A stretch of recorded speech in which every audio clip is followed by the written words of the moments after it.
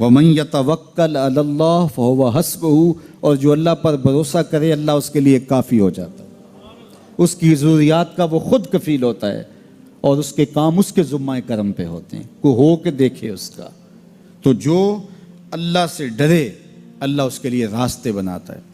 حضرت عوف بن مالک رضی اللہ تعالی عنہ الاشجعی حضور کی خدمت میں حاضر ہوئے اور عرض گزار ہوئے کہ میرا بیٹا سالم مشرکین کی قید میں ہے اور میں فاقوں کی حالت میں ہوں، تو فرمایا آل محمد کے پاس ایک سیر جو ہیں، بس اس کے علاوہ ہمارے پاس بھی کھانے کے لیے دنیاوی اسباب نہیں ہیں۔ کہا صبر کرو اور اللہ سے ڈرو، اور لا حول ولا قوت الا باللہ کثرت کے ساتھ پڑھو۔ یہ ایسا وظیفہ ہے، ایک حدیث پاک میں آتا ہے کہ یہ 99 بیماریوں کا علاج ہے، اس میں سب سے کم درجے کی بیماری ہم اور غم ہے، یہ دکھوں کا مداوع ہے، مشکلات کا علاج ہے، اور یہ وظیفہ میرے حضور نے بتایا۔ حضرت ابو ذر غفاری رضی اللہ تعالیٰ عنہ کو حضور نے 5 چیزیں بتائی تھیں، ان میں سے 5ویں چیز یہ تھی کہ ابو ذر کثرت کے ساتھ لا حول ولا قوت الا باللہ پڑھا کرو۔ فرمایا عرش الہی کے نیچے ایک خاص خزانہ ہے، یہ وظیفہ وہاں سے آیا ہے، یہ زندگی میں معمول بنا لو، جب پھنس جاؤ مشکلات میں آ جاؤ تو لا حول ولا قوت الا باللہ پڑھو، اللہ راستے کھولے گا۔ تو حضور نے 3 چیزیں فرمائی، اللہ سے ڈرو، صبر کرو، اور کثرت کے ساتھ لا حول ولا قوت الا باللہ پڑھو۔ وہ فرماتے ہیں کہ میں یہ عمل شروع کیا، ابھی گھر میں بیٹھا ہی تھا کہ دروازے پہ دستک ہوئی، تو میں اٹھا کہ دروازہ کھولوں دیکھوں کہ کون ہے، تو دروازہ کھولا، دیکھا میرا بیٹا کھڑا ہے اور اس کے پیچھے 100 اونٹ کھڑے ہیں۔ تو میں نے کہا کہ تم اور یہ اونٹ؟ کہا مجھے موقع لگ گیا، میں ان کی قید سے بھاگ آیا اور آتے آتے ان کے 100 اونٹ بھی ہانک لایا ہوں۔ وَيَرْزُقْهُ مِنْ حَيْثُ لَا يَحْتَسِبُ، وہ تمہیں وہاں سے رزق دے گا جہاں سے تمہیں گمان بھی نہیں، اس کے ہو کے تو دیکھو۔ اللہ اکبر، اللہ کے ہو جاؤ تو پھر وہ تمہاری ضرورتوں کا کفیل ہو جائے گا۔ فرمایا حضرت عبداللہ ابن مسعود رضی اللہ تعالیٰ عنہ نے کہ کسی شخص کو فقر و فاقہ آ جائے تو وہ لوگوں کو بتائے کہ میں آج کل بڑے مشکل حالات میں ہوں، ہر وقت لوگوں کو بتاتا رہے تو اس کی مشکل بڑھے گی، اس کی مشکلیں آسان نہیں ہوں گی اس طرح۔ اور اگر وہ اپنی اس مشکل کو کسی سے شیئر نہ کرے بلکہ مصلی بچھا کے اپنے رب سے کہے کہ مالک فقر و فاقہ آ گیا ہے اور اس کا علاج تیرے پاس ہے، اس مرض کا مداوع تیرے پاس ہے۔ تو حضرت عبداللہ ابن مسعود فرماتے ہیں کہ رسول کریم نے فرمایا جلد یا بدیر اللہ اس کو مالا مال فرما دے گا۔ یہ بھی کبھی کر کے دیکھو، مشکل آ جائے، فاقہ آ جائے، مصیبت آ جائے، کسی سے نہ کہو، صرف اپنے رب سے کہو، پھر دیکھنا اس کی کرم نوازیوں کا می کیسے برستا ہے۔ فرمایا اللہ پر بھروسہ کرنے کا جو حق ہے اگر وہ تم ادا کر دو، وہ تمہیں ایسے رزق عطا کرے جیسے پرندوں کو عطا کرتا۔ ہم تو دکان پہ جانا ہوتا ہے، فیکٹری میں جانا ہوتا ہے، ہم اپنے کاروبار پہ جانا ہوتا ہے، نوکری پہ جانا ہوتا ہے، مزدوری پہ جانا ہوتا ہے، ہمیں پتہ ہے کہاں آج صبح جانا ہے، لیکن پرندوں کو کوئی پتہ نہیں ہوتا کہاں جانا ہے، راس المال بھی نہیں ہوتا، لیکن صبح نکلتے ہیں، شام کو کبھی بھی خالی پیٹ نہیں آئے۔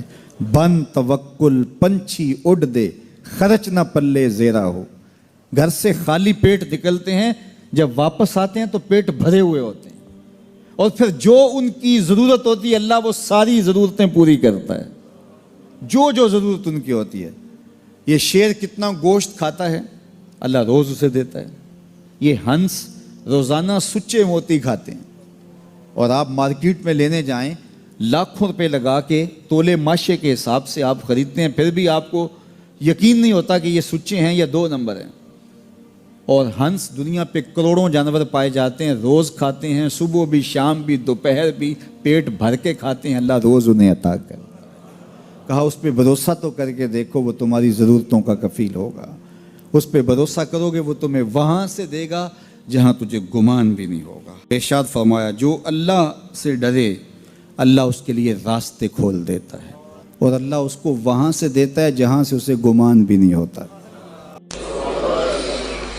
حضور نبی رحمت صلی اللہ علیہ وسلم نے ارشاد فرمایا 4 اشخاص ایسے ہیں جن کو جنت میں جانے سے کوئی چیز نہیں روک سکتی، اور فرمایا اگر لوگوں کے سست پڑ جانے کا اندیشہ نہ ہو تو اے عمر میں تجھ کو کہوں کہ یہ بات گلیوں اور بازاروں میں لوگوں کو بتا دو۔ اور پھر حضور نے ان 4 اشخاص کا تذکرہ کیا۔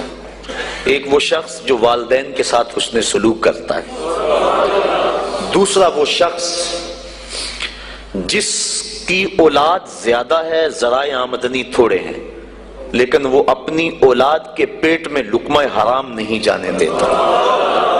جب ذرائع آمدنی زیادہ ہوں اور پھر حرام سے بچنا یہ بھی بہت بڑی سعادت ہے، لیکن جب ذرائع آمدنی بھی تھوڑے ہوں اور اولاد بھی زیادہ ہو تو پھر حرام سے بچنا یہ بڑا مشکل اور آزمائش کا مرحلہ ہوتا ہے۔ تو جو اس موقع میں رزق حرام سے بچا، قیامت کے دن حضور کے فرمان کے مطابق جنت میں جانے سے اسے کوئی شے نہیں روک سکتا۔ اور ہم صحابہ کی زندگیاں دیکھتے ہیں، فجر کی نماز ہوتی ہے، ایک صحابی جلدی سے اٹھ کے چلے جاتے ہیں۔ ایک دن آقا کریم نے پوچھا کہ ابو درداء کیا بات ہے؟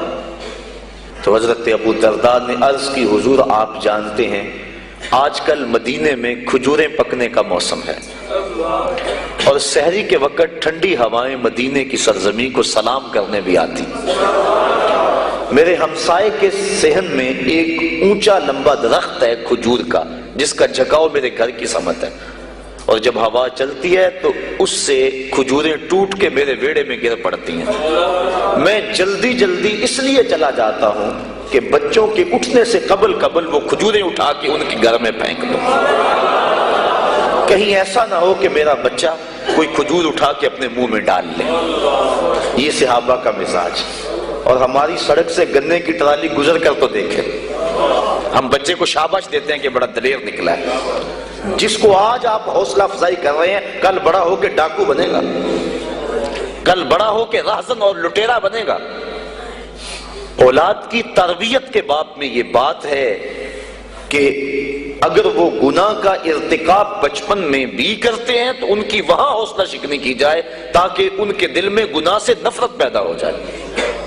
تو حضرت ابو درداء نے عرض کی حضور میں اس لیے جلدی چلا جاتا ہوں کہ ہمسائے کے گھر سے جو کھجور کا درخت ہماری سمت جھکا ہوا ہے اس کی کھجوریں جو گرتی ہیں میں ان کو اٹھا کے ان کے صحن میں پھینک دوں تاکہ کہ میرا بچہ وہ کھجور اپنے اندر نہ لے لے۔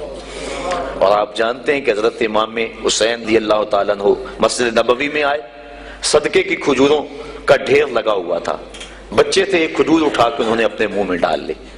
تو آقا کریم صلی اللہ علیہ وسلم تیزی سے آگے بڑھے اور ان کے حلق میں انگلی ڈال کر حضور نے کہا کہ اس کو نکالو باہر اور اندر سے کھجور باہر نکلوا دیں۔